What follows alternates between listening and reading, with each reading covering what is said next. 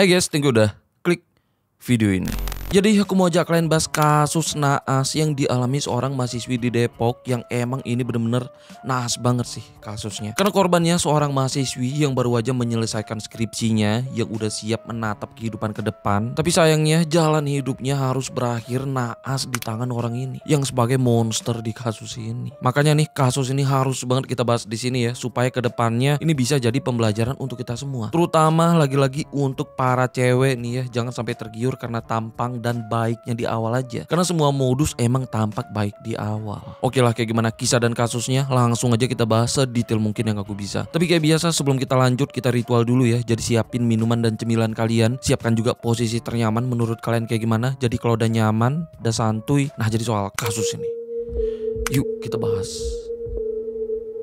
Jadi semuanya berawal dari orang ini yang bernama Argian Arbirama yang sebagai nama baptisnya ya, yang lahir di tahun 2004, yang awalnya dia ini tinggal dengan orang tua sekaligus nenek kakeknya di Pekalongan, Jawa Tengah, yang sebagai kampung halaman orang tuanya juga sebagai tempat di mana dia dilahirkan dan dibesarkan. Tapi di tahun 2022 karena ayahnya yang tutup usia, jadinya Argian dan ibunya pun pindah merantau ke wilayah Depok yang tinggal dengan nyewa rumah kontrakan sederhana yang ada di kawasan Sukmajaya Depok. Selama tinggal di sana, ibunya yang saat itu udah menjadi single parent itu mulai bekerja sebagai admin di salah satu mall yang ada di kawasan Depok. Sedangkan Argian yang udah menyelesaikan sekolahnya ya, itu mulai melanjutkan pendidikannya untuk kuliah di jurusan perhotelan di salah satu kampus yang ada di Depok. Tapi di balik itu semua ya, Argian ini ternyata anak yang cukup nakal, bahkan punya sikap temperamen yang pasti sulit diatur. Karena Argian ini sering melawan bahkan sampai bertengkar dengan ibunya sendiri. Dan yang lebih parahnya lagi, Argian juga seneng main perempuan. Karena baru berapa lama tinggal di Depok ya, dia ini udah berhasil macarin beberapa wanita sekaligus dengan bermodalkan tampangnya, yang tujuannya untuk dibawa ke rumahnya dengan kondisi kosong karena ibunya emang sibuk kerja yang pergi pagi pulang sore. Biarpun sedang pacaran dengan beberapa wanita, Argian yang seolah masih belum puas itu masih terus nyari cewek lain. Sampai akhirnya di bulan September yang udah di tahun 2023, dia pun kenalan dengan seorang wanita yang bernama Kayla Rizky Andini, yang padahal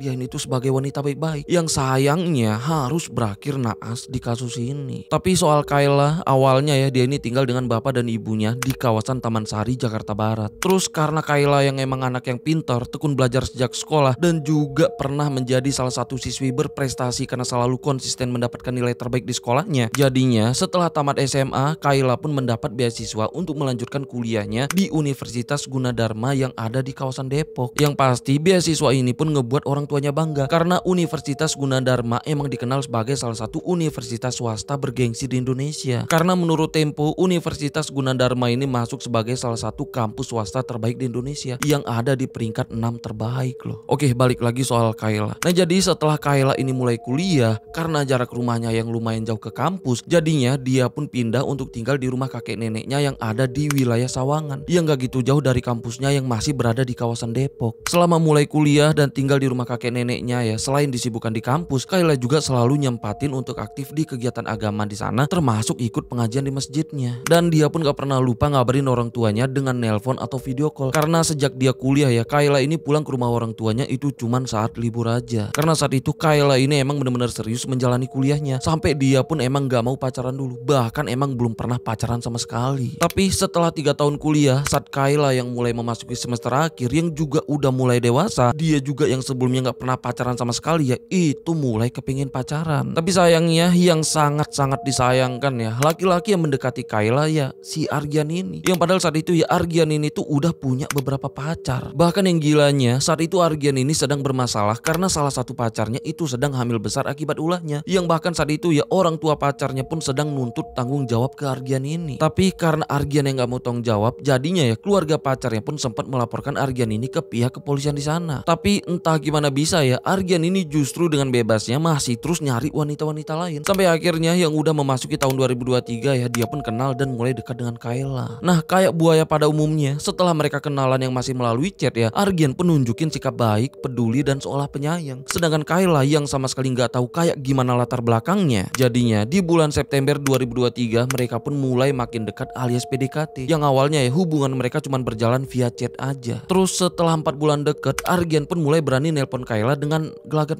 Yang emang ini pun yang ngebuat Kayla risih dan ilfil, yang emang langsung dia tolak mentah-mentah. Nah setelah itu ya Kayla pun sempat cerita dan curhat ke teman kampusnya soal Argian ini. Karena emang udah kelihatan gak wajar ya, jadinya temennya pun sempat menyarankan Kayla buat ninggalin dan ngeblok kontak Argian aja. Nah awalnya Kayla pun dengar masukan temennya dan langsung ngeblok kontak Argian. Selain karena ilfil dengan Argian, Kayla juga emang sedang fokus menyelesaikan skripsinya. Karena saat itu yang udah di bulan Januari tahun 2024 ya, Kayla ini sedang sibuk-sibuknya mempersiapkan sidang skripsinya di bulan itu. Tapi Argian ternyata masih terus berusaha menghubungi Kayla. Sampai akhirnya ya entah gimana caranya dia pun berhasil menghubungi Kayla lagi dan sempat minta maaf, bahkan ngajak ketemuan untuk pertama kalinya mereka ketemu. Singkat cerita, akhirnya mereka pun ketemuan makan malam di sebuah restoran yang ada di kawasan Blok M Jakarta Selatan. Yang mana di situ ya Argian pun langsung menyatakan cinta yang ngaku mau menjalin hubungan serius dengan Kayla. Tapi karena Kayla yang masih ragu ya, jadinya pas dia pulang ke rumah orang tuanya, Kayla pun sempat menceritakan ke ibunya soal Argian. Nah tapi ibunya bilang kayak gini, kalau laki-laki itu emang serius pasti datang ke rumah, bukan janjian di luar. Karena ini Kayla pun minta buat Argian datang nemuin bapak dan ibunya di rumah kalau emang Argian ini benar-benar serius. Argian pun setuju. Jadinya sehari sebelum kasus naas ini terjadi ya, saat itu yang udah di tanggal 17 Januari 2024, tepatnya di sore harinya, Argian pun sempat datang nemuin Kayla dan orang tuanya di rumah saudara Kayla ini yang ada di wilayah Mampang Pancoran Mas, Kota Depok. Karena saat itu ya kebetulan sedang ada pertemuan keluarga besar Kayla di sana. Di sana Argian ini datang dengan menggunakan pakaian yang kurang sopan karena menggunakan celana pendek Levi's dengan gaya sobek-sobek. Yang pasti ya itu pun langsung ngebuat keluarga Kayla pada heran. Terus pas maghrib para lelaki di rumah itu bersiap mau ke masjid buat sholat berjamaah. Terus kakek Kayla yang nggak tahu sebenarnya Argian ini non muslim itu sempat ngajak Argian buat ikut sholat juga ke masjid dengan dipinjamkan sarung. Awalnya Argian pun sempat nolak dengan alasan ini itu. Nah tapi karena takut ketahuan non muslim ya, jadinya dia pun sempat ikut sholat berjamaah ke masjid. Dengan keadaan kebingungan, celingak-celinguk berusaha ngikutin gerakan jamaah lain pas sholatnya. Setelah sholat, setelah balik ke rumah, Argian yang udah nggak betah di sana ya, itu langsung ngajak bahkan maksa Kayla buat makan di luar. Nah karena ini ya Argian pun langsung pamit ke kakek Kayla buat ngajak Kayla makan di luar dengan janji dia akan ngantar balik Kayla di jam 9 malamnya. Ternyata Argian baru ngantar Kayla itu di jam 10 malamnya. Yang pasti ya itu pun ngebuat kesan pertama Argian ini ya jadi makin buruk. Besoknya di hari kejadian, tepatnya di tanggal 18 Januari tahun 2024, hari dimana Kayla ini akan menjalani sidang skripsi untuk menyelesaikan kuliahnya, itu udah bersemangat banget. Karena sejak pagi Kayla udah menghubungi bapak ibunya minta untuk didoakan supaya sidang skripsinya di hari itu berjalan lancar. Setelah itu entah gimana bisa ya, ibunya Kayla sempat punya firasat buruk soal Argian. Jadi ibunya sempat menasihati Kayla buat lebih baik jaga jarak dari Argian, bahkan minta untuk Kayla berhati-hati sama Argian. Awalnya Kayla pun sempat berusaha meyakinkan ibunya yang bilang kalau Argian itu orang yang baik, apalagi dia udah memberanikan diri datang nemuin orang tua dan keluarga Kayla kemarin. Nah tapi soal firasat buruk ibunya ya, itu soal pertanda soal apa yang akan terjadi di hari itu. Karena disitulah terakhir kalinya ibunya mendengar suara Kayla sebelum kejadian naas pun akhirnya terjadi di hari itu. Terus di pagi itu setelah siap akan menjalani sidang skripsinya ya, Kayla pun berangkat dari rumah kakeknya menuju kampus menggunakan motor yang cuman sendirian. Nyampe di kampus, Kayla pun berhasil menjalani sidang skripsinya dengan cukup baik bahkan tanpa hambatan sama sekali. Terus di jam 1 siang setelah sidang skripsi selesai, Argian pun tiba-tiba menghubungi buat nyuruh Kayla datang ke rumahnya. Karena katanya kemarin dia udah datang nemuin orang tua dan keluarga Kayla. Jadi saat itu ya Argian ini minta gantian. Minta kali ini Kayla yang datang ke rumahnya buat ketemu sama ibunya. Nah karena saat itu Kayla yang baru banget selesai sidang ya, jadinya dia pun sempat nolak. Tapi karena Argian yang terus membujuk bahkan memaksa ya, akhirnya mau nggak mau Kayla pun setuju. Jadinya di siang itu ya Kayla pun datang sendirian ke rumahnya Argian. Nyampe di sana Argian pun langsung nyuruh Kayla masuk. Nah Kayla yang masih belum curiga ya itu langsung masuk dan duduk di ruang tamu dengan niat buat ketemu dengan ibunya Argian. Yang padahal saat itu Argian di rumahnya cuma sendirian karena ibunya yang sedang kerja di luar. Karena tujuan dia ngebawa Kayla sebenarnya bukan buat dikenalin ke ibunya, tapi ada niat buruk yang bahkan saat itu ya secara diam-diam Argian ini udah nutupin dan kunci pintu depan rumahnya supaya Kayla nggak bisa kabur. Sedangkan Kayla yang sedang nunggu ibunya Argian itu sempat izin ke toilet. Nah setelah keluar dari toilet, Argian pun langsung narik Kayla masuk ke kamar dan disitulah si iblis ini ngajak bahkan memaksa Kayla buat bercocok tanam. Dengan tegas Kayla pun langsung nolak bahkan sempat berusaha melawan dengan teriak. Nah karena panik suara teriakannya didengar tetangga ya, Argian pun langsung membekap bahkan miliknya. Sampai akhirnya Kayla yang sebelumnya sempat berusaha melawan dan teriak ya, tiba-tiba nggak bergerak lagi. Setelah itu Argyan yang udah nggak tertahan lagi ya, itu langsung ngikat tangan dan kaki Kayla menggunakan sarung bantal ya untuk melancarkan aksinya. Setelah beres barulah Argyan pun mulai panik kalang kabut karena ngelihat tubuh Kayla yang udah nggak bergerak lagi. Nah karena panik ya, saat itu juga dia pun langsung ngambil HP dan dompet milik Kayla dan langsung melarikan diri sejauh mungkin dari rumahnya. Di jalan Argyan pun sempat ngirim pesan ke ibunya yang sebut kayak gini, "Bu, saya pamit, saya akan pergi jauh. Di rumah ada seorang perempuan yang udah saya cek." Terus di sorenya setelah selesai kerja, ibu Argyan yang baru buka HP ya, pastinya kaget ngelihat pesan dari Argyan. Jadinya saat itu juga yang udah di jam 17.20 petang, secara terburu-buru ibunya pun langsung pulang. Nyampe di rumah ibunya pun makin kaget lagi karena bener aja di rumahnya ada seorang wanita yang udah terbaring di kasur. Awalnya ya ibu Argyan yang gak tahu apa yang sebenarnya udah terjadi sempat berusaha nolong sebisanya dengan mengoleskan minyak angin ke bagian hidungnya. Tapi setelah ditunggu tetap aja gak ada respon dari wanita itu. Yang akhirnya ya ibunya pun baru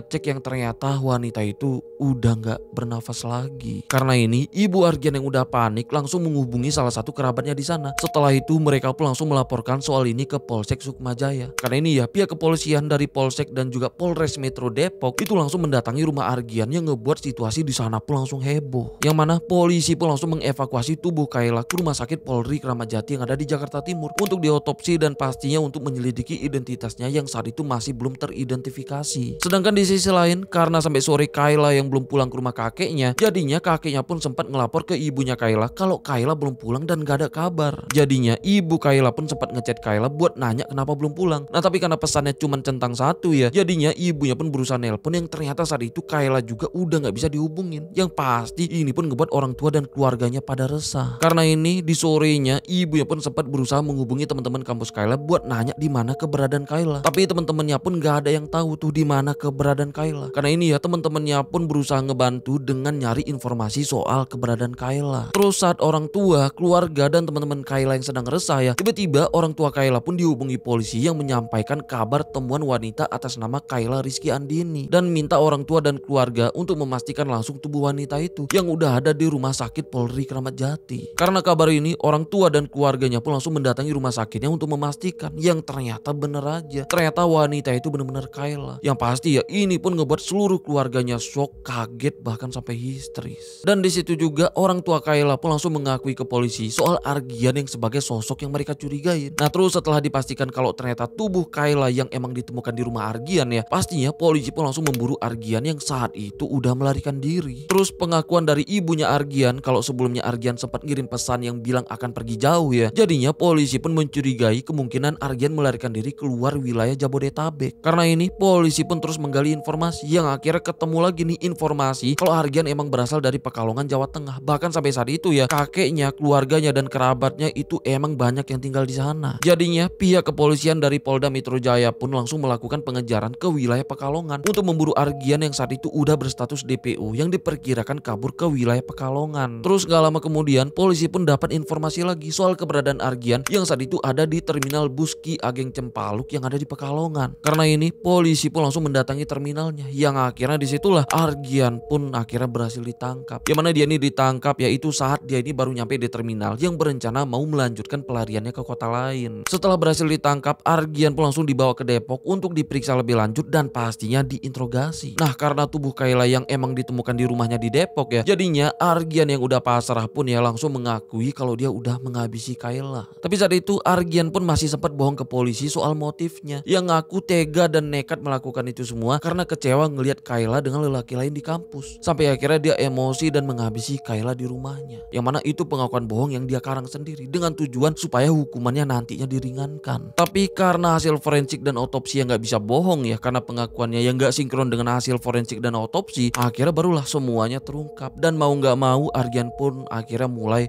mengakui semuanya. Karena yang sebenarnya terjadi ya, dia mengeksekusi Kayla itu setelah memperkaos tubuhnya, yang emang itu tujuan atau motifnya. Setelah kasus ini terungkap ya, ternyata ada wanita lain yang juga sempat jadi pacarnya yang saat itu udah hamil karena ulahnya. Bahkan sempat melaporkan Argyan ini ke pihak berwajib karena udah melakukan yang juga dia lakukan di rumahnya saat ibunya kerja, yaitu pacarnya tadi. Yang ternyata ya itu trik Argyan ini ya melakukan kayak gitu ke para wanita. Tapi wanita lain yang sebagai korbannya yang juga pacarnya itu selamat. Biarpun saat itu udah dalam keadaan mengandung ya karena Argian ini. Karena ini Argian yang sebelumnya sempat dituntut 15 tahun penjara dengan melanggar 2 pasal sekaligus, yaitu pasal 340 KUHP dan pasal 285 KUHP. Akhirnya di tanggal 9 Oktober tahun 2024 ya di Pengadilan Negeri Depok dia pun dijatuhin hukuman 20 tahun penjara. Jadi kalau tanpa adanya potongan dan lain-lain, Argian ini baru bisa menghirup udara bebas itu di tahun 2044 nanti, di usianya yang udah 40 tahun. Karena saat divonis ya dia ini masih berusia 20 tahun. Yang artinya dia akan menghabiskan masa-masa usia emas di hidupnya itu di balik jeruji besi. Yang semuanya cuman karena akal pendek dan enak sesaat, yang itu pun kurang dari 5 menit. Tapi yang disayangkan, yang sangat-sangat disayangkan ya, kenapa korbannya harus wanita baik-baik. Yang bahkan sebelumnya Kayla ini tuh gak pernah pacaran, yang apesnya sekalinya niat pacaran ketemunya lelaki monster kayak gini. Ya semoga husnul khotimah buat Kayla, semoga ditempatkan di tempat terbaik. Amin. Dan semoga kasus ini juga bisa jadi pembelajaran dan renungan untuk kita semua. Terutama lagi-lagi ya ini untuk para cewek. Ya untuk hati-hati dengan jenis buaya kayak gini. Karena aku yakin banget sini ya, buaya modelan kayak begini ini banyak banget berkeliaran di luar sana. Jadi jangan sampai terpancing cuman karena tampang dan baik di awalnya aja. Karena semua modus emang tampak baik di depan. Oke lah itu aja. Sekali lagi aku ingatkan, semoga ada pembelajaran yang bisa kita petik ya dari kisah ini. Supaya kedepannya kasus-kasus kayak gini amit-amit jangan sampai terjadi lagi untuk siapapun dan dimanapun itu. Terutama untuk kita-kita yang udah menjadikan kasus-kasus kayak gini sebagai pembelajaran. Oke lah sampai sini aja. Sampai ketemu di kasus selanjutnya ya. Karena aku udah siapin beberapa kasus yang kayaknya harus kita bahas juga di sini. Oke lah, aku Rizky Wadiono. Bye-bye.